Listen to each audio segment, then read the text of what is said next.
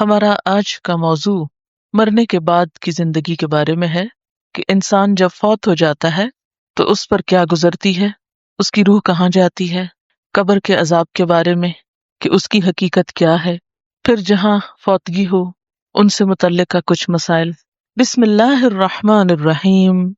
موت ہر ذی روح کے لیے ہے، خواہ کوئی نیک ہو یا برا ہو، عورت ہو یا مرد ہو۔ اسی لیے ہم دیکھتے ہیں کہ قرآن پاک میں اللہ تعالیٰ حضور صلی اللہ علیہ وسلم سے مخاطب ہو کر فرماتے ہیں انک میت و انہم میتون، بے شک آپ بھی مرنے والے ہیں اور ان سب کو بھی مرنا ہے۔ حالانکہ حضور صلی اللہ علیہ وسلم اللہ تعالیٰ کی مخلوق میں سب سے پیاری ہستی ہیں، لیکن ہمیشہ کے لیے زندگی اور بقا صرف ایک ہستی کو ہے اور وہ اللہ سبحانہ و تعالیٰ کی ذات ہے۔ اس کے علاوہ باقی ساری مخلوق کے لیے، خواہ کوئی پیغمبر ہوں، اولیاء اللہ ہوں، کوئی بھی ہوں، یہی فرمایا گیا ہے کل من علیہا فان، کہ اس زمین پر جو کوئی ہے، اس کائنات میں جو کوئی ہے، وہ سب کا سب ختم ہونے والا ہے، فنا ہونے والا ہے۔ قرآن پاک کے 3 مقامات ایسے ہیں جہاں پر فرمایا گیا کل نفس ذائقۃ الموت، ہر شخص کو، ہر نفس کو موت کا مزہ چکھنا ہے۔ اس کا طریقہ کار مختلف ہو سکتا ہے، لیکن دنیا سے روانگی کا وقت، خواہ وہ کسی بھی طریقے سے ہو، خواہ بستر پر ہو، خواہ میدان جنگ میں ہو، یا کوئی ڈوب کر مرے، یا اونچائی سے گر کر مرے، یا کسی درندے کے پھاڑنے سے مرے، یا کسی جانور کے ڈسنے سے، یا کسی بیماری سے، یا بغیر کسی بیماری کے، کوئی بھی طریقہ ہو سکتا ہے، لیکن یہ وقت آنا سب پر ہے، یہ وقت دیکھنا سب نے ہے۔ اللہ سبحانہ وتعالیٰ فرماتے ہیں وَمَا جَعَلْنَا لِبَشَرٍ مِّن قَبْلِكَ الْخُلْدَ، آپ سے پہلے بھی ہم نے کسی انسان کے لیے ہمیشگی نہیں بنائی۔ جو بھی انسان یا جو بھی ذی روح یعنی روح رکھنے والا، خواہ وہ انسان ہے یا جانور ہے یا وہ کوئی پودا ہے، کچھ بھی ہے، اسے پیدا ہونے کے بعد، وجود میں آنے کے بعد جانا پڑا۔ پھر اللہ تعالیٰ قرآن پاک میں ہم سب کو یہ بھی وارن کرتے ہیں قل ان الموت الذی تفرون منہ، آپ ان کو بتا دیجئے کہ وہ موت جس سے تم بھاگتے ہو، جس کا نام نہیں سننا چاہتے، جس کا ذکر نہیں کرنا چاہتے، فإنہ ملاقیکم، تو وہ تم سے خود آ کے ملنے والی ہے۔ تم نہ اس کا ذکر کرو، نہیں اس کی بات کرو، لیکن انہ ملاقیکم، وہ آ رہی ہے۔ جیسے حضرت علی رضی اللہ تعالیٰ عنہ کہتے تھے کہ موت ایسے ہی ہے کہ ایک طرف تمہارا سفر شروع ہو جائے اور ایک طرف سے وہ آ رہی ہو، تو پھر ملاقات تو بہت جلدی ہو جائے گی۔ اب ہوتا یہ کہ جب ایک انسان کی موت کا وقت آتا ہے تو وہ کیا کہتا ہے، کیا سوچتا ہے؟ قرآن پاک میں آتا ہے حتی اذا جاء احدہم الموت قال رب ارجعون، یہاں تک کہ جب ان میں سے کسی ایک کی موت کا وقت آتا ہے تو وہ کہنے لگتا ہے اللہ مجھے واپس بھیج دے، مجھے لوٹا دے، ابھی میں نہیں مرنا چاہتا۔ کیوں؟ لعلی اعمل صالحا، شاید کہ میں اب کچھ اچھے کام کر لوں، فیما ترکت، اس دنیا میں مجھے بھیج دے جس کو میں چھوڑ چکا۔ کلا، ہرگز نہیں، اب واپسی نہیں۔ انہا کلمتن، یہ تو بس ایک بات ہے، ہوا قائلہا، وہ اس کو کہہ رہا ہے، اس کو پتا تو پہلے ہی تھا کہ جانا ہے۔ جس کو فکر ہو تو تیاری جلدی کرتا ہے، وہ دیر نہیں کرتا۔ وَمِن وَرَائِهِمْ بَرْزَخٌ إِلَىٰ يَوْمِ يُبْعَثُونَ، اب تو ان کے پیچھے برزخ ہے، یعنی دنیا کا وقت تو ختم ہو گیا، اب اگلا مرحلہ شروع ہو چکا ہے اور یہ قیامت تک چلے گا۔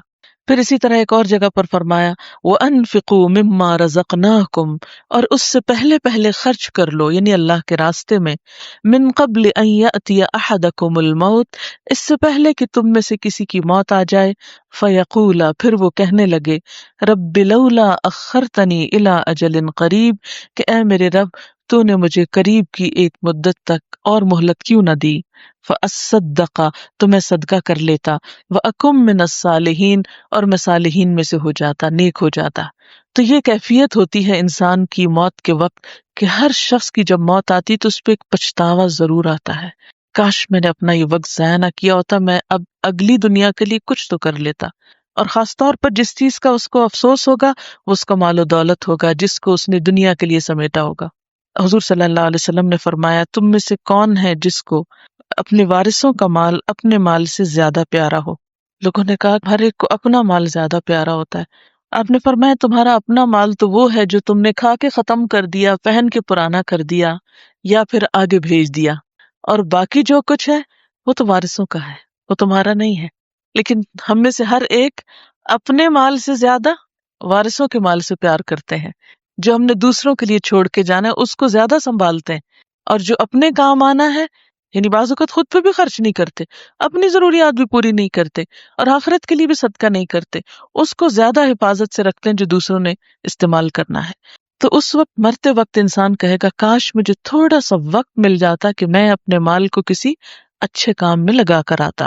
اب یہ ہے کہ موت سے فرار تو نہیں، تو موت کے ساتھ معاملہ کیا کیا جائے؟ موت کے ساتھ معاملے میں اعتدال برتنا چاہیے. نہ تو اس کو اپنے اوپر طاری کر کے پریشان حال ہونا چاہیے کہ انسان کسی کام کے قابل نہ رہے. یعنی موت کا خوف اپنے اوپر اس طرح نہیں طاری کرنا چاہیے کہ انسان کسی کام کے لائق نہ رہے، کیونکہ بہت سے لوگ ڈپریشن کا شکار ہو جاتے ہیں اور پھر کچھ نہیں کرتے، اپنا وقت ضائع کرتے ہیں. اور نہ ہی اس سے غافل ہونا ہے کہ انسان بالکل بھول کے دنیا میں اتنا محو ہو جائے کہ اس کو کچھ یاد نہ ہو کہ اس کی واپسی بھی ہے. اور مثال کے طور پہ میں یہاں آئی ہوئی ہوں، کوئی دن ایسا نہیں ہوتا کہ مجھے پیچھے کا خیال نہ آئے اور میں گنتی ہوں اتنے دن رہ گئے اب جانا ہے. میں اکثر سفر میں ہوتی ہوں تو میں ہمیشہ اپنے آپ کو نصیحت کرتی ہوں کہ مجھے اس دنیا کے گھر کی واپسی کی تو فکر ہے کہ مجھے جانا ہے، ابھی یہ کرنا ہے، وہ کرنا ہے، فلاں کام کا کیا ہو رہا ہوگا، فلاں چیز کیسے ہو رہی ہوگی، لیکن مجھے اس گھر کی فکر کیوں نہیں آتی؟ جو ہی مجھے خیال آتا میں ساتھ ہی سوچتی ہوں وہاں کی فکر کیوں نہیں؟ کچھ پتا ہے کہ اس سے پہلے وہاں جانا پڑے؟ اس کی تو ہر وقت سوچتے ہیں اچھا اب یہ اتنا رہ گیا، اب سیٹ کنفرم ہو جانی چاہیے، اب یہ بھی، اب ٹائم کیا ہو، وغیرہ وغیرہ، ہر چیز کی تیاری اپنی رکھتے ہیں. لیکن وہاں کے لیے کون سا بیگ پیک کر کے رکھا ہوا ہے؟ کیا ساتھ رکھا ہوا ہے اپنے لیے کہ وہ وہاں جا کے کام آئے گا؟ یہاں دنیا میں تو اگر کوئی چیز نہ بھی ہو، خالی ہاتھ بھی ہو انسان، تو الحمدللہ بہت سے بہن بھائی، رشتے دار، دوست احباب ہوتے ہیں جو انسان کی مل جل کر ضروریات پوری کر دیتے ہیں. وہاں تو کیا حال ہوگا؟ یوم یفر المرء من اخیہ و امہ و ابیہ و صاحبتہ و بنیہ لکل امرئ منہم یومئذ شأن یغنیہ. جس دن انسان بھاگے گا، یوم یفر المرء من اخی، اپنے ہی بھائی سے. یعنی اگر بھائی ضرورت مند ہوگا تو اس کو بھائی دیکھ کے بھاگ جائے گا کہ میں اس کا کچھ نہیں اب کر سکتا. وہ امہ، اپنی ماں سے، یعنی ماں اگر رو رہی ہے، ضرورت مند ہے، پریشان حال ہے، تو بچے اسے دیکھ کر دوسری طرف منہ موڑ لیں گے کہ اماں ہم سے کچھ مانگ نہ لے. وہ ابھی ہی، اسی طرح باپ کے ساتھ بھی یہی معاملہ کیا جائے گا. وصاحبتی، بیوی کے ساتھ، حالانکہ ایک شوہر دنیا میں اپنی بیوی کی ساری ضروریات پوری کرتا ہوگا لیکن وہاں ایک پائی کے برابر چیز بیوی کو نہ دے گا، اتنا خود غرض ہو جائے گا. وہ بنی ہی، اور اپنے ہی بیٹے سے. دنیا میں اگر بچوں کو ذرا سی تکلیف ہو تو انسان کہتا ہے کہ اپنا آپ بھی دیکھے تو بچوں کی مشکل آسان کرے، لیکن وہاں بچے رو پکار رہے ہوں گے لیکن ماں بچوں کی طرف بھی نہیں دیکھے گی. کیوں نہیں دیکھے گی؟ لکل امرئ، ہر شخص کو، یوم اذن، اس دن ایسی حالت میں ہر شخص ہوگا، یغنی ہے، جو اسے دوسروں سے بے نیاز کر دے گا. ایسی مصیبت کا وقت آئے گا کہ کوئی کسی کو یاد نہیں کرے گا.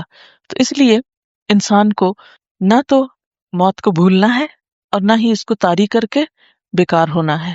حضرت عمر بن عبدالعزیز جب خلیفہ بنے تو اس وقت انہیں فکر ہوئی کہ اب میرے پاس دنیا کی طاقت اور پاور، کیونکہ پاور کا ایک نشہ ہوتا ہے نا، جب انسان کے پاس کوئی عہدہ، اختیار یا کوئی دنیاوی سٹیٹس اس کو ہوتا ہے تو پھر وہ سمجھتے کہ ہر چیز کا مالک میں ہی ہو گیا ہوں. تو اس وقت حضرت عمر بن عبدالعزیز کو یہی فکر ہوئی کہ ایسا نہ ہو کہ اب دنیا میرے قدموں میں آ گئی ہے. ظاہر ہے کہ اس وقت کے جو بادشاہ ہوتے تھے ان کا ہر حکم ہی قانون ہوتا تھا، کوئی ان کو روک پکڑ نہیں سکتا تھا، اور ہر چیز میں اپنی مرضی کر سکتے تھے. تو اس وقت ان کو یہ فکر ہوا کہ اب کہیں ایسا نہ ہو کہ میں غلطیاں کر جاؤں اور اپنی آخرت کو بھول جاؤں. لہٰذا انہوں نے ایک طریقہ اختیار کیا کہ ہر رات علماء فقہا کو اپنے پاس بٹھاتے اور تھوڑی دیر کے لیے موت کا ذکر ضرور کرتے اور اس کی تیاری کرتے، اور بہت جلد وہ اس کے بعد دنیا سے رخصت بھی ہو گئے. نبی صلی اللہ علیہ وسلم نے فرمایا الکیس من دان نفسہ وعمل لما بعد الموت، عقل مند اور ہوشیار وہ شخص ہے جس نے اپنے نفس کو قابو میں رکھا اور مرنے کے بعد کے لیے عمل کیا، اور پاگل وہ شخص ہے جس نے اپنے نفس کو خواہشات کا پابند بنایا اور اللہ تعالیٰ کے بارے میں امیدیں رکھتا ہے. یعنی کرتا اس دنیا میں اپنی مرضی ہے اور آخرت کا خیال آتا ہے تو پھر یہی سوچتا اللہ بڑا غفور رحیم ہے، سب ٹھیک ہو جائے گا. ایک شخص نے حضور صلی اللہ علیہ وسلم سے دریافت کیا، یا رسول اللہ صلی اللہ علیہ وسلم، من ازہد الناس، اے اللہ کے رسول صلی اللہ علیہ وسلم سب سے بڑا زاہد کون ہے لوگوں میں؟ فرمایا وہ ہے جو قبر اور گلنے سڑنے کو نہ بھولے اور دنیا کی فضول زینت کو چھوڑ دے، اور باقی رہنے والی چیز کو فنا ہونے والی چیز پہ ترجیح دے، اور آئندہ کل کو اپنے دنیا کے دنوں میں شمار نہ کرے، یعنی دنیا کا جو کل ہے اس کو ایکسکلوڈ کر دے کہ پتہ نہیں ملتا ہے کہ نہیں ملتا۔ آپ صلی اللہ علیہ وسلم نے یہ بھی فرمایا اکثروا ذکر ھذم اللذات، یعنی الموت، لذتوں کو ختم کر دینے والی چیز، کیونکہ مرنے کے بعد تو نہ کھانے کا مزہ رہے گا نہ پہننے کا، کفن وہ ہوگا جو پیپ سے بھر کے خراب ہو جائے گا، اور انسان کو دنیا کا کوئی کھانا پہنچے گا نہیں، خواہ پیچھے والے بیٹھ کے کتنی بھی دیگیں پکاتے اور کھاتے رہیں، مردے کو تو اس سے کوئی فائدہ نہیں ہوگا۔ تو آپ صلی اللہ علیہ وسلم نے فرمایا کہ وہ چیز جو تمہاری دنیا کی ساری لذتوں کو ختم کر دے گی اس کا ذکر کثرت سے کیا کرو۔ اور پھر آپ نے یہ بھی فرمایا کہ خوش قسمت وہ ہے جو دوسرے سے نصیحت پکڑ لے، کسی دوسرے کو دنیا سے جاتے دیکھ کر خود اپنا حساب کتاب درست کر لے۔ لیکن ہمارا حال یہ تھا جب کوئی فوت ہوتا ہے تو ہم کہتے ہیں شکر ہے میں تو بچ گئی، یہ میری تو نہیں باری آئی نا، کسی اور ہی کی ہے، تو اپنے لیے پھر بھی کچھ نہیں کرتے، اسی کے لیے روتے دھوتے رہتے ہیں، اسی کے لیے کچھ کرتے کراتے رہتے ہیں، اور عام طور پر کیا ہوتا ہے اس کو پڑھ پڑھ کے دیتے رہتے ہیں، اپنے لیے پھر بھی نہیں پڑھتے بیٹھ کے، یعنی اس کو پڑھ پڑھا کے دے کے پھر فارغ ہو کے آ جاتے ہیں اور بھول جاتے ہیں کہ ہمیں ہر روز اپنے لیے خود بھی کچھ پڑھنا کرنا ہے۔ پھر اسی طرح یہ ہے کہ موت کا جو وقت مقرر ہے وہ نہیں ٹلے گا، وَلَن يُؤَخِّرَ اللَّهُ نَفْسًا إِذَا جَاءَ أَجَلُهَا، یہ حقیقت ہم سب کو اچھی طرح یاد رکھنی چاہیے۔ پھر یہ کہ جان نکلتی کیسے ہے، یعنی کس طرح فرشتے آتے ہیں، تو ملک الموت کا نام سب نے سن رکھا ہوگا۔ ملک الموت جو ہے یہ ہیڈ ہے، ملک فرشتے کو کہتے ہیں، اور موت کا فرشتہ یعنی اسرائیل علیہ السلام جن کو کہتے ہیں، ان کے ساتھ ایک پورا عملہ ہے، ایک پوری ٹیم ہے۔ کیونکہ بعض لوگ کہتے ہیں نا اگر حضرت اسرائیل جان نکالتے ہیں تو ایک وقت میں 100 لوگوں کی جان نکل رہی ہو تو وہ کس کس کے پاس جاتے ہیں، وہ ہر ایک کے پاس خود نہیں جاتے، وہ یعنی کہ سب کے سردار ہیں، اور وہ ڈیوٹیز اسائن کرتے ہیں، ان کے نیچے پورا ایک جو ان کا ڈپارٹمنٹ ہے، انہوں نے ان کو وہ کام اسائن کیا ہوا ہوتا ہے، کیونکہ اللہ تعالیٰ کی طرف سے وہ سال کا بجٹ مل جاتا ہے کہ اس سال کتنے لوگوں کو دنیا سے واپس جانا ہے، تو وہ اکارڈنگلی ڈیوٹیز مقرر کر لیتے ہیں کہ فلاں فلاں فلاں فلاں، اور پھر وہ ان کو اسائن کر دیتے ہیں، اور پھر وہ سارا اس معاملے کو خود لک آفٹر کرتے ہیں۔ تو اسی لیے فرمایا کہ تمہیں موت کا وہ فرشتہ آ کے پکڑے گا الذی وکل بکم، جو تم پہ مقرر کیا گیا ہے، جو تمہارے لیے اسائن کیا گیا ہے، ثم الی ربکم ترجعون، پھر تمہارے رب کی طرف تمہیں لوٹایا جائے گا۔ پھر اسی طرح یہ ہے کہ موت کے وقت بھی 2 طرح کے فرشتے ہوتے ہیں، ایک اچھی شکل والے اور ایک بھیانک شکل والے۔ ہوتا یہ ہے کہ جو نیک شخص ہوتے ہیں ان کے پاس نیک فرشتے آتے ہیں اچھی شکل و صورت کے ساتھ، خوشبودار کفن لے کر، جیسے جسم کو کفن میں لپیٹا جاتا ہے تو حدیث میں آتا ہے کہ روح کو بھی کفن میں لپیٹ کے لے جایا جاتا ہے۔ تو جو نیک شخص ہوتا ہے اس کی روح کو خوشبودار کپڑے میں یا خوشبودار چیز ہوتی ہے جو بھی، اس میں ریپ کر کے اوپر لے جاتے ہیں، اور جو برا شخص ہوتا ہے اس کے لیے چیسڑے اور خراب قسم کی بدبودار چیز ہوتی ہے جس میں اس کو لے جایا جاتا ہے۔ اب ہوتا یہ ہے کہ جو برا شخص ہوتا ہے اس کے بارے میں قرآن پاک میں آتا ہے ان الذین توفاہم الملائکۃ ظالمی انفسہم، بے شک وہ لوگ کہ فرشتے ان کی جان لیتے ہیں اس حال میں کہ وہ اپنی جانوں پہ ظلم کرنے والے تھے، یعنی غلط کاموں میں مبتلا ہوتے ہیں۔ قالوا فیم کنتم، پوچھتے ہیں یہ تم کیا کر رہے تھے، کس حال میں تھے؟ قالوا کنا مستضعفین فی الارض، وہ کہتے ہیں کہ ہم زمین میں بڑے مجبور تھے، بڑی مجبوریاں تھی ہماری، بڑے کمزور تھے، اس لیے ہمیں کچھ غلط کام کرنے پڑ رہے تھے۔ وہ اپنے عذر بہانے شروع کر دیں گے کہ ہمارا ماحول ہی ایسا تھا، جگہ ایسی تھی۔ قالوا الم تکن ارض اللہ واسعہ، وہ پوچھیں گے اللہ کی زمین وسیع نہ تھی؟ فتہاجروا فیہا، تم یہاں سے ہجرت کر جاتے، مائگریٹ کر جاتے، یہ کمپنی یہ لوگ چھوڑ جاتے جہاں تم اللہ کی اطاعت نہیں کر سکتے تھے۔ سورۃ الانعام میں آتا ہے وَلَوْ تَرَىٰ إِذِ الظَّالِمُونَ فِي غَمَرَاتِ الْمَوْتِ، کاش تم دیکھ سکتے ظالموں کو جب وہ موت کی ڈبکیاں کھا رہے ہوں گے، غمرات الموت، سکرات الموت میں ہوں گے، وَالْمَلَائِكَةُ بَاسِطُو أَيْدِيهِمْ، فرشتے ان کی طرف ہاتھ پھیلائے ہوئے ہوں گے، اخرجوا انفسکم، ڈانٹ رہے ہوں گے نکالو اپنی جان، الیوم تجزون عذاب الہون، آج تم کو ذلت والا عذاب دیا جائے گا۔ یعنی جو لوگ برے کام کر رہے ہوں گے فرشتے جب ان کے پاس آئیں گے تو ان کو کہیں گے لاؤ دو اپنی جان، آج تمہیں ذلت والا عذاب دیا جائے گا۔ تو آج سے کیا مراد ہے؟ موت کا دن ہی ہے نا۔ بما کنتم تقولون علی اللہ غیر الحق، کیونکہ تم اللہ کے بارے میں ناحق باتیں کہتے تھے، وکنتم عن آیاتہ تستکبرون، اور اس کی آیات کے بارے میں تم تکبر میں مبتلا تھے، یعنی ان کو اپنے شان کے خلاف سمجھتے تھے ان پر عمل کرنا۔ پھر اسی طرح سورۃ النحل میں بھی آتا ہے کہ فرشتے جب آئیں گے ان ظالم لوگوں کے پاس تو وہ ان کے آگے اپنی ڈگیں ڈال دیں گے، یعنی وہ سرنڈر کر دیں گے، اور کیا کہیں گے ما کننا نعمل من سوء، ہم تو کوئی غلط کام نہیں کر رہے تھے، اس وقت بھی اپنی غلطی نہیں مانیں گے، کیونکہ انسان کو عادت ہو جاتی ہے نا. کچھ لوگ برے کاموں پہ اتنے مطمئن ہو جاتے ہیں کہ جھوٹ بول کے اس کی تعویلیں کر لیتے ہیں، دوسرے کی غیبت کر کے اس کے بہانے تلاش کر لیتے ہیں، کسی کی بےزتی کر کے اس کے بہانے تلاش کر لیتے ہیں، حرام کھا کے پھر اس کے لیے عذر تعویلیں تلاش کر لیتے ہیں، اور پھر اپنے آپ کو مطمئن کر لیتے ہیں. تو وہاں بھی وہ کیا کہیں گے؟ ما کننا نعمل من سوء، ہم کوئی برا کام نہیں کر رہے تھے. تو فرشتے جواب دیں گے بلا، کیوں نہیں، ان اللہ علیم، بے شک اللہ جانتا ہے، بما کنتم تعملون، جو کچھ تم کر رہے تھے. فادخلوا ابواب جہنم، چلو جہنم کے دروازوں میں داخل ہو جاؤ. اس سے کیا پتہ چلتا ہے کہ اس روح کو وہاں سے نکال کے فوری طور پر عذاب میں مبتلا کیا جاتا ہے. فادخلوا ابواب جہنم، اب جہنم کے دروازوں میں، موت جو ہے وہ آخرت کا دروازہ ہے، یعنی وہ اس دنیا کی کھڑکی کھل جاتی ہے، ادھر جا رہے. اب ڈفرنٹ دو لائنیں ہیں، یعنی نیک لوگ ایک رستے سے جائیں گے اور برے لوگوں کو دوسرے رستے سے، جس سے وہ سزا کی طرف بھیجے جائیں گے. پھر اس کے بعد نیک لوگ، ان کا کیا انجام ہوگا؟ الذین تتوفاہم الملائکہ طیبین، وہ لوگ کہ فرشتے ان کی جان لینے آئیں گے اس حال میں کہ وہ طیبین یعنی پاکیزہ حالت میں ہوں گے، اچھے لوگ ہوں گے، نیک کام کر رہے ہوں گے. یقولون، کہیں گے سلام علیکم، السلام علیکم. فرشتے آ کے ان کو سلام دیں گے اور کیا کہیں گے؟ ادخلوا الجنت، چلو جنت میں داخل ہو جاؤ. آپ صلی اللہ علیہ وسلم نے فرمایا کہ قبر جو ہے یا تو یہ جنت کے باغوں میں سے ایک باغ ہے، یا جہنم کے گڑھوں میں سے ایک گڑھا ہے، یعنی یا تو اس کا دروازہ کھلتا ہے یا اس کا کھلتا ہے. تو وہی سے فیلنگ جو ہے وہ شروع ہو جاتی. تو یہاں نیک لوگوں کی روحیں جب قبض کریں گے تو ان کو کہیں گے کہ چلو تم جنت میں داخل ہو جاؤ. کیوں؟ بما کنتم تعملون، بوجہ اس کے جو تم عمل کرتے تھے، یعنی تمہارے اپنے ہی کام ہیں ان کی وجہ سے. اچھا، سورۃ الواقعہ میں آتا ہے فلولا اذا بلغت الحلقوم، پھر کیوں نہیں جب جان حلق کو پہنچ، حلقوم کہتے ہیں حلق کو، وانتم حینئذ تنظرون، اور تم سب اس وقت دیکھ رہے ہوتے مرنے والے کو، یہ تم دیکھ رہے ہوتے کہ اب یہ اس کی سانس گلے میں آ گئی. وَنَحْنُ أَقْرَبُ إِلَيْهِ مِنْكُمْ، اور ہم تمہاری نسبت اس کے زیادہ قریب ہوتے ہیں. یعنی تم حالانکہ فزیکلی اس کے پاس ہوتے ہو لیکن اب وہ تمہارے پاس نہیں ہے، اب وہ تمہاری نسبت ہمارے قریب زیادہ ہے. وَلَٰكِن لَا تُبْصِرُونَ، لیکن تم دیکھ نہیں سکتے کہ اب اس کے اوپر ہو کیا رہا ہے. فَلَوْلَا إِن كُنتُمْ غَيْرَ مَدِينِينَ، پھر کیوں نہیں اگر ہو تم تابع دار. مدینین کا لفظ جو ہے دین سے نکلا ہے، یہاں مراد ہے جزا دیے ہوئے، زیر حکم، مسخر، محکوم. دانا یدینو کا لفظی معنی ہوتا ہے ماتحت ہونا، بدلہ دینا.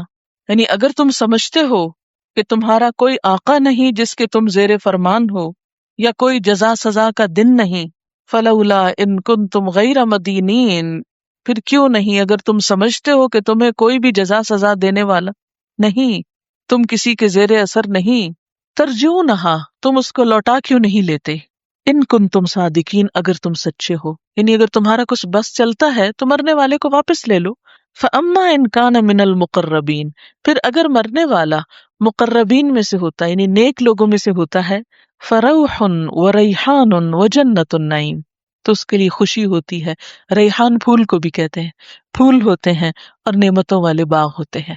یعنی جیسے دنیا میں کسی کا استقبال پھولوں کے ساتھ کیا جاتا ہے، تو نیک لوگوں کی جان نکالتے وقت وہ فرشتے بھی انہی چیزوں کے ساتھ اس کا استقبال کریں گے. وَأَمَّا إِن كَانَ مِنْ أَصْحَابِ الْيَمِينَ، پھر اگر وہ دائیں ہاتھ والوں میں سے ہوتا ہے یعنی اعلیٰ درجے سے ذرا کم درجے والا نیک ہوتا ہے، فَسَلَامٌ لَكَ، تو اس کو بھی سلام دیا جاتا ہے. مِنْ أَصْحَابِ الْيَمِينَ، خوشخبری سنائی جاتی ہے کہ تم دائیں ہاتھ والوں میں سے ہو. وَأَمَّا إِن كَانَ مِنَ الْمُكَذِّبِينَ الضَّالِّينَ، اور اگر وہ جھٹلانے والوں گمراہوں میں سے ہو، فَنُزُلٌ مِّنْ حَمِيمٍ، تو اس کی مہمانی کھولتے پانی سے ہوتی ہے. وَتَصْلِيَةُ جَحِيمٍ، اور جہنم میں داخلہ ہو جاتا ہے.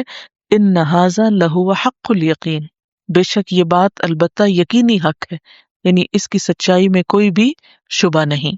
پھر اس کے بعد آپ دیکھیے کہ سورۃ قاف میں اللہ تعالیٰ فرماتے ہیں وجاءت سکرۃ الموت بالحق، اور آ گئی موت کی بے ہوشی حق لے کر. تو اس سے یہ پتہ چلتا ہے قرآن پاک کی آیت سے کہ موت کے وقت جو مرنے والا ہے اس پہ ایک بے ہوشی کی کیفیت ہوتی ہے. وہ بے ہوشی جو جس کو آپ قومے میں ہونا کہہ سکتے ہیں، وٹ ایور جو بھی دنیا میں نام دیں آپ اس کو، لیکن وہ جو بے ہوشی ہے موت کی بے ہوشی، اس میں انسان کا دنیا سے رابطہ، اس کی سینسز ختم ہو جاتی ہیں، وہ دنیا کی چیزوں سے اس کی دلچسپی اور اس کی انٹرسٹ جو ہے وہ سب کچھ ختم ہو کے رہ جاتا ہے. اب وہ بظاہر دیکھ بھی رہا ہو تو وہ آپ کو نہیں دیکھ رہا ہوتا، وہ کچھ اور ہی دیکھ رہا ہوتا ہے. اسی لیے آپ نے کئی تجربات میں سنا ہوگا کہ لوگ کہتے ہیں بہکی بہکی باتیں کرنے لگتے ہیں، لگتا پتہ نہیں کس سے باتیں کر رہے ہیں، کون ان کو نظر آ رہا ہے. تو وہ یہی چیز ہوتی ہے کہ وہ ایک بے ہوشی کی کیفیت ہے جس کو قرآن سکرت الموت کہتے ہیں. سکر عربی میں نشے کو کہتے ہیں بیسیکلی. تو بے ہوشی اور نشہ جو ہوتا ہے وہ ملتا جلتا ہوتا ہے. ذالک ما کنت منہ تحید، یہ وہ چیز ہے جس سے تو بھاگتا تھا، جس کے بارے میں تو سوچنا نہیں چاہتا تھا. پھر سورۃ القیامہ میں فرمائے کلا، ہرگز نہیں، اذا بلغت التراقی، جب جان حلق کو پہنچ جاتی. تراقی ترقوہ کو کہتے ہیں، یہ جو ہنسلی کی ہڈی ہوتی ہے نا، یہ اوپر گلے کی ہڈی جو ہوتی ہے، یعنی یہاں تک جب جان آ جاتی ہے. وقیلا، اور اس وقت سب کہنے لگتے ہیں من راق، ہے کوئی دم کرنے والا. یعنی دوائیاں کام کرنا چھوڑ دیتی ہیں تو پھر کہتے ہیں ہے کوئی جھاڑ پھونک کرنے والا. وظن انہ الفراق، اور انسان سمجھ لیتا ہے کہ اب جدائی کا وقت آ گیا.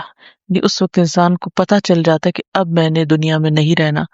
والتفت الساق بالساق، اور پنڈلی سے پنڈلی لگ جاتی ہے. الی ربک یومئذ المساق، آج تیرے رب کی طرف روانگی کا وقت آ گیا، گویا رب سے ملاقات کا وقت آ گیا. اس کے بعد یہ ہے کہ ایک اور صورت میں اللہ تعالیٰ فرماتے ہیں والنازعات غرقا، یعنی فرشتے کیسے جان لیتے ہیں. یہ میں نے احادیث سب چھوڑ دی، صرف قرآن کی آیتیں لی ہیں. ان چیزوں کی ڈیٹیل احادیث میں بہت لمبی چوڑی ملتی ہے، ایک ایک چھوٹا چھوٹا سٹیپ بتایا گیا. قرآن پاک تو ایک کلو دیتا ہے نا، ایسا ہوتا ہے ایسا ہوتا ہے. اب جیسے بے ہوشی کا لفظ آیا ہے یا فرشتوں کے جان لینے کا یا سلام کرنے کا وغیرہ وغیرہ، لیکن اس میں صرف بڑی بڑی باتیں مگر ڈیٹیل احادیث سے ملتی ہیں. میں نے ان کو اس وقت چھوڑ دیا ہے کیونکہ ٹائم کی کمی ہے. بہرحال فرشتے جان کس طرح لیتے ہیں، قرآن پاک میں آتا ہے والنازعات غرقا، قسم ہے ان فرشتوں کی جو ڈوب کر کھینچتے ہیں، یعنی جسم کے اندر گھس جاتے ہیں اور جا کے وہاں سے جیسے روح کو چن لیتے ہیں، پکڑ کے لے آتے. اصل میں ہم روح کو ڈسکرائب نہیں کر سکتے. ابھی تک یہ کوئی بھی نہیں کہہ سکا کہ روح ہے کیا. نہ تو وہ کسی ہاتھ میں آتی، نہ کسی آلے میں آتی، نہ پتہ چلتا کب جسم میں آئی. یعنی ماں کے پیٹ میں جب بچے کے اندر آتی ہے تو پتہ نہیں چلتا، اور نکل جاتی تو پتہ نہیں چلتا. لیکن فرشتے لیتے کس طرح جان، والنازعات غرقا، غرق ہوتے ہیں، اندر ڈوب جاتے ہیں. والناشطات نشطا، اور تیزی سے جاتے ہیں. والسابحات سبحا فالسابقات سبقا، اور آہستگی سے نکال کے لے جاتے ہیں اور تیزی سے وہ اللہ تعالیٰ کا حکم جو ہے وہ مانتے ہیں. اس میں یہ ہے کہ جو نیک شخص ہوتا ہے اس کی جان جب نکالی جاتی ہے تو اس وقت اس کو فرشتے آ کے سلام کرتے ہیں. اور ایک اور جگہ پر آتا ہے فرشتے آ کے کہتے ہیں یا ایتھا النفس المطمئنہ، اے نفس مطمئنہ. مطمئنہ کا مطلب کیا ہے کہ ایک شخص جو اپنے فرائض پورے کر رہا ہو، ذمہ داریاں ادا کر رہا ہو، تو دنیا میں اس کو ایک خاص قسم کا اطمینان نصیب ہو جاتا ہے. یہ دین پر عمل کرنے کی ایک فوری جزا ہوتی ہے جو دنیا میں انسان کو ملتی ہے. اور ایسا شخص وہ ہے جو موت کی تیاری کیے ہوئے ہے، اس کو ایسی پریشانی نہیں ہوتی کہ اچانک کوئی چیز آ گئی، وہ پریپیئرڈ ہے کہ اس نے جانا ہے. تو وہ جب فرشتے آتے ہیں تو یا ایتھا النفس المطمئنہ، اے مطمئن روح، ارجعی الی ربک، اب واپس چلو اپنے رب کی طرف. راضیۃ مرضیہ، تم اپنے رب سے راضی ہو اور رب تم پہ راضی ہے. اس کو خوشخبری سنا دیتے ہیں. اور پھر وادخلی فی عبادی، آؤ میرے بندوں میں داخل ہو جاؤ. وہ بندے کون سے؟ جو نیک لوگ پہلے کے جا چکے ہیں. فادخلی جنتی، اور میری جنت میں داخل ہو جاؤ. تو گویا وہ جنت کون سی ہے؟ دراصل وہ جہاں بھی اس کی روح اور قبر میں وہ ہوتا ہے انسان، اسی کو ایک طرح سے وہ جنت کا حصہ بنا دیا جاتا ہے، جنت سے ایک کنیکشن بحال کر دیا جاتا ہے. پھر اسی طرح یہ ہے کہ آپ صلی اللہ علیہ وسلم نے یہ بھی فرمایا کہ جو شخص اللہ کی ملاقات کو پسند کرتا ہے تو اللہ تعالیٰ بھی اس سے ملنا چاہتا ہے، اور جو اللہ تعالیٰ کی ملاقات کو پسند نہیں کرتا اللہ تعالیٰ بھی اس سے نہیں ملنا چاہتا. تو حضرت عائشہ نے کہا کہ ہم سب موت کو تو ناپسند کرتے ہیں، اس کا مطلب ہے کہ ہم اللہ تعالیٰ سے نہیں ملنا چاہتے. فرمایا نہیں، یہ بات نہیں ہے. مومن کے پاس جب جان لینے کے لیے فرشتے آتے ہیں تو اس کو خوشخبری سناتے ہیں، اس کو آگے بتاتے ہیں کہ تم دائیں ہاتھ والوں میں سے ہو یا جنت کی طرف چلو. تو اب ہوتا کیا ہے کہ بشر برضوان اللہ و کرامتی، اس وقت جب اس کو پتا چلتا ہے کہ اللہ اس سے راضی ہے، راضیتاً مرضیہ کی بات آ گئی، تو اس وقت اس مرنے والے کے نزدیک سب سے زیادہ اس بات کی تمنا ہوتی ہے کہ میں جلدی اپنے رب سے جا کے ملوں. اسے دنیا سے کوئی دلچسپی اور غرض نہیں رہتی، کوئی چیز اس کو پسند نہیں ہوتی، اور نہ ہی اسے دنیا چھوڑنے کا پھر غم آتا ہے، کیونکہ اس کو وہ چیز مل گئی جس کا وہ متلاشی تھا، جس کے لیے وہ کوشاں تھا، جس کی وہ تمنا اور آرزو رکھتا تھا، جس کے وہ انتظار میں تھا کہ میرا رب مجھ سے راضی ہو جائے. جو ہی اس کو جس مومنٹ پہ اس کو خوشخبری ملتی ہے تو وہ اس کے نزدیک پھر اس سے زیادہ پیاری چیز کوئی نہیں ہوتی کہ اب اللہ تعالیٰ سے ملاقات کا وقت آ جائے. اور اسی طرح جو برا شخص ہوتا ہے جب عذاب کے فرشتے اس کے پاس آتے ہیں تو پھر اللہ سے ملاقات سے بڑھ کر کوئی چیز اس کو ناپسندیدہ نہیں ہوتی، کیونکہ اب وہ اللہ تعالیٰ کو فیس نہیں کر سکتا. تو کہتا ہے کہ میں اللہ تعالیٰ سے اب ملنا نہیں چاہتا. تو اللہ تعالیٰ فرماتے ہیں جو مجھ سے ملنا چاہتا ہے میں بھی اس سے ملنا چاہتا ہوں، جو مجھ سے نہیں ملنا چاہتا میں بھی اس سے نہیں ملنا چاہتا. یعنی وہ پھر ایک ناراضگی کی کیفیت آ جاتی ہے. قرآن پاک کی ایک آیت میں آتا ہے یثبت اللہ الذین آمنوا بالقول الثابت فی الحیات الدنیا وفی الآخرہ. ایمان والوں کو اللہ تعالیٰ پکی بات کے ساتھ مضبوط رکھتا ہے دنیا کی زندگی میں بھی اور آخرت میں بھی. اب یہ دنیا کی زندگی میں مضبوطی کا کیا مطلب ہے کہ جو شخص سچے دل سے لا الہ الا اللہ پڑھتا ہے تو پھر وہ اس پہ جم جاتا ہے. دنیا کی کوئی چیز اس کو اس سے نہیں ہلا سکتی، نہ کسی مال کی لالچ، نہ دنیا کے کسی درجے اور آنر یا کسی بھی چیز کی لالچ اس کو اس رستے سے نہیں پھیرتی. اسی طرح کوئی بڑی سے بڑی آزمائش اس کو اس رستے سے نہیں ہٹا سکتی. جیسے ہم صحابہ کرام کو دیکھتے ہیں کہ بڑی سے بڑی تکلیف بھی آئی، انہوں نے یہ نہیں بھول کے سوچا کہ ہم اللہ کا یہ راستہ چھوڑ دیں. اسی طرح جو لوگ سچے دل سے کلمہ پڑھتے ہیں وہ کسی دکھ تکلیف کے آنے پہ اللہ سے ناراض نہیں ہوتے، وہ اللہ تعالیٰ کی عبادت نہیں چھوڑتے، راستہ نہیں چھوڑتے. کچھ لوگ آپ نے دیکھا ہوگا نماز چھوڑ بیٹھتے ہیں کہ ہماری یہ دعا نہیں سنے گی اس لیے نماز کا کوئی فائدہ نہیں، نماز نہیں پڑھتے یا اور اچھے کام نہیں کرتے. تو اس کا مطلب کیا ہے کہ وہ متزلزل ہو گئے، پھسل گئے. تو اللہ تعالیٰ جو سچے دل سے ایمان لے دنیا میں بھی ان کو اس ایمان کی استقامت دیتا ہے اور آخرت میں بھی.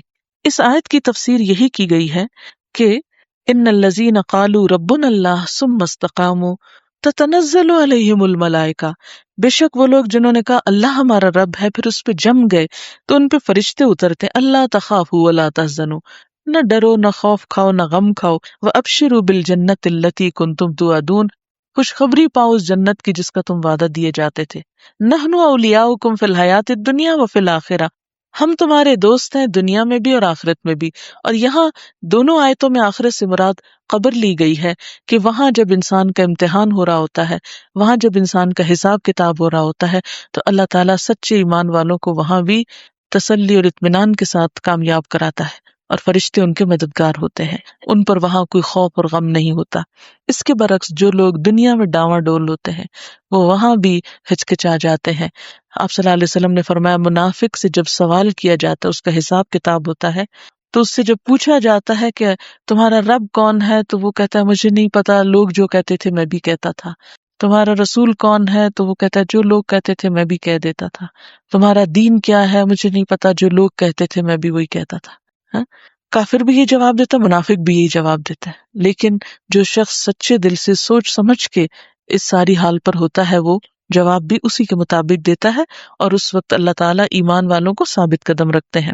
اس کے بارے میں حدیث میں آتا ہے جب میت دفن کی جاتی ہے تو اس کے پاس 2 سیاہ آنکھوں والے فرشتے آتے ہیں. ان میں سے ایک کا نام منکر اور دوسرے کا نکیر ہے. دونوں اس سے پوچھتے ہیں تم اس آدمی یعنی محمد صلی اللہ علیہ وسلم کے بارے میں کیا کہتے ہو؟ وہ کہتا ہے وہ اللہ کے بندے اور رسول ہیں.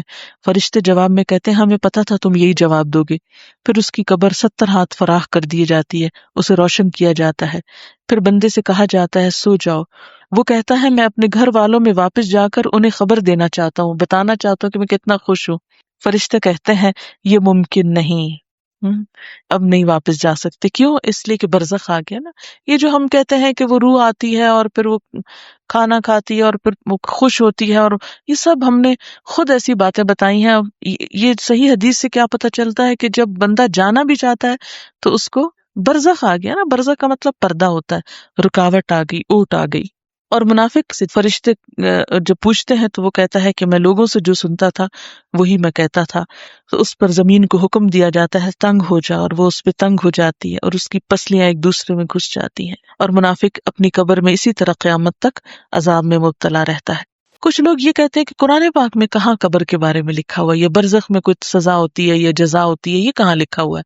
تو اس کے لیے سورۃ المؤمن کی آیت 45 اور 46 ہے.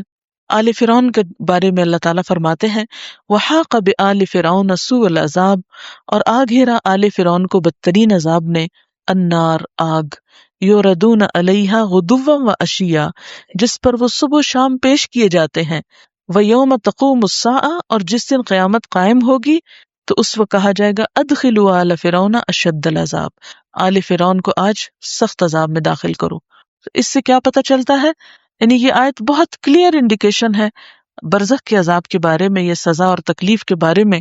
اس کے لیے قبر کا لفظ ہم اس لیے استعمال کرتے ہیں کہ ہماری فزیکل آنکھیں جو ہیں جسم کو قبر میں جاتے ہوئے دیکھتی ہیں، بہرحال روح جہاں بھی ہوتی ہے اس کا جسم کے ساتھ ایک کنیکشن ہوتا ہے، وہ انسان کو تکلیف یا خوشی دونوں کی فیلنگ ہوتی ہے، یہی ہمیں صحیح احادیث سے پتہ چل جاتا ہے۔ اب بعض لوگ کہتے ہیں وہ تو مٹی ہو گیا، بات یہ ہے کہ ہم تو بنے ہی مٹی کے ہیں، وہ مٹی کا بت بنا رہے یا وہ پھیل جائے، وہ اس سے کیا فرق پڑتا ہے؟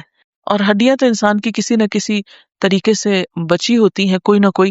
تو جیسے سورج کتنا دور ہے ہم سے، لیکن ہم یہاں ہوتے ہیں، زمین پہ ایک ذرہ بھی ہوتا ہے تو سورج کی کرن اس کے اوپر پڑتی ہے تو وہ چمک اٹھتا ہے اور ایک اور شعاع بن جاتی ہے، تو اس ذرے کا کنیکشن سورج کے ساتھ ہے تب یہ چمک رہا ہے۔ تو بالکل روح ہماری جہاں بھی ہو اس کا تعلق جسم کی کسی بھی حصے کے ساتھ ہے، خواہ وہ ذرے کے برابر ہے، تو وہ صحیح عقیدہ اس کے بارے میں یہی کہ عذاب جو ہے جسم اور روح دونوں کو محسوس ہوتا ہے، دونوں کی جگہ مختلف چاہے ہو لیکن پھر بھی ان کا باہم ایک لنک باقی رہتا ہے۔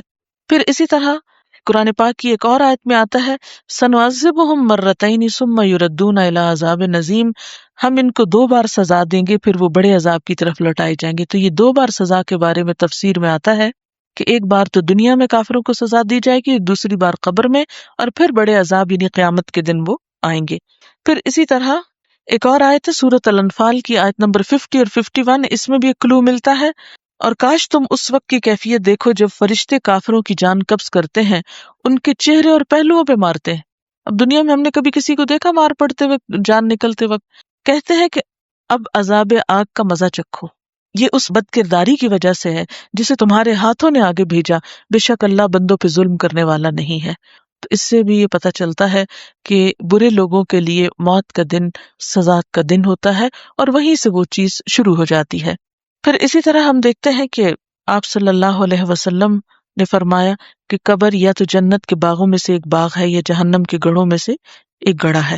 اور سب سے بڑی بات یہ ہے کہ ہم چونکہ اللہ کے رسول صلی اللہ علیہ وسلم پر ایمان رکھتے ہیں تو غیب کی وہ خبریں جو آپ نے وحی کے ذریعے ہمیں دی قرآن پاک کے علاوہ صحیح احادیث سے جو ثابت ہے، ان کو بھی ہمارے اوپر ماننا لازم ہے۔